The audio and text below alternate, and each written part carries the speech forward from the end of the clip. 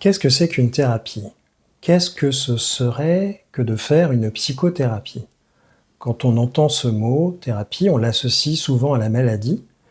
Et pourtant, dans la Grèce ancienne, le thérapeute, c'est celui qui prend soin de la vie sous tous ses aspects, à la fois physiologiques, émotionnels, psychologiques et spirituels.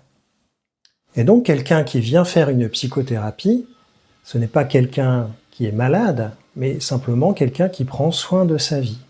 Et c'est une vision tout à fait différente des choses. Je m'appelle Johan Cœur de Roy, je suis praticien en psychothérapie.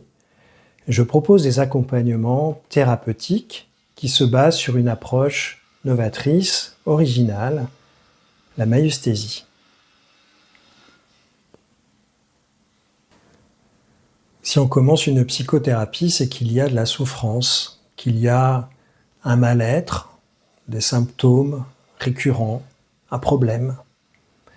Il y a des thérapies où on va chercher à corriger le symptôme, à l'éliminer, mais dans l'approche que je suis, le symptôme est considéré comme ayant sa raison d'être.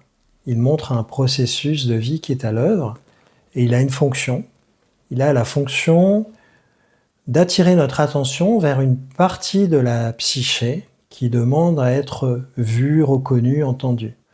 Et quand je dis une partie de la psyché, ce serait mieux peut-être de dire que c'est un être. Par exemple, l'adolescent que j'ai été ou l'enfant que j'ai été.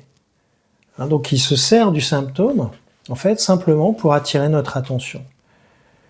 Une fois qu'on rencontre l'être, qu'on peut reconnaître tout ce qu'il a vécu, eh bien, le symptôme n'a plus sa raison d'être et il disparaît. On est constitué par tous les êtres que nous sommes au présent, dans nos différents rôles sociaux, professionnels, relationnels. On est constitué aussi par tous les êtres que nous avons été dans le passé. Par exemple, l'adolescent que j'ai été, ou même les adolescents que j'ai été, les enfants que j'ai été. Et on est constitué aussi par les personnes dont nous sommes issus, par exemple nos parents, nos grands-parents, la famille en général. Comment ce serait possible de rencontrer un être qui serait dans le passé? Eh bien, parce que la psyché ne fonctionne pas sur un mode linéaire, chronologique. La psyché est atemporelle. En fait, tout est là aujourd'hui, dans le présent. Tous les êtres que j'ai été m'accompagnent aujourd'hui dans le présent. Un petit peu comme si j'étais dans une foule avec des amis, des personnes que je connais très bien, et puis aussi des inconnus. Et j'entends la voix d'un inconnu, l'appel d'un inconnu. Et l'idée, c'est d'aller le rencontrer, de reconnaître ce qu'il a vécu, de l'intégrer dans le groupe des personnes que je connais. Et en fait, ça montre ici le fonctionnement de la psyché qui va réintégrer peu à peu des parts d'elle, ces êtres, et fonctionner de façon plus intègre, plus complète, petit à petit. Comment faire pour se rencontrer pleinement? Il s'agit en fait vraiment plus de se rencontrer que de se raconter. Bien sûr, il y a eu les faits, les événements qui ont été vécus. Il y a eu des émotions ressenties au cours de ces événements. Mais si on ne rencontre pas les êtres qui ont vécu cela, on ne peut pas se rencontrer pleinement.